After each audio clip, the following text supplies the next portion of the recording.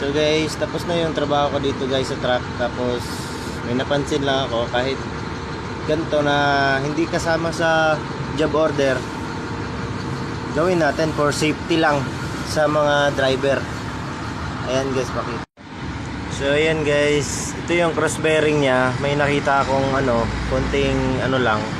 Papakita ko kung anong diferensya nya. Ayan, tingnan nyo guys ha. Ayan oh, may gumagalaw na. Ayan, delikado yan sa daan guys. Malaking aberya yan kapag kargado yung truck. So palitan na lang natin for safety.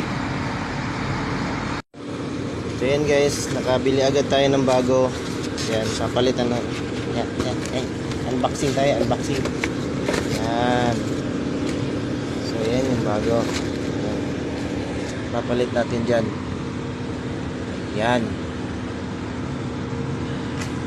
Okay. So yan guys, tanggalin na natin.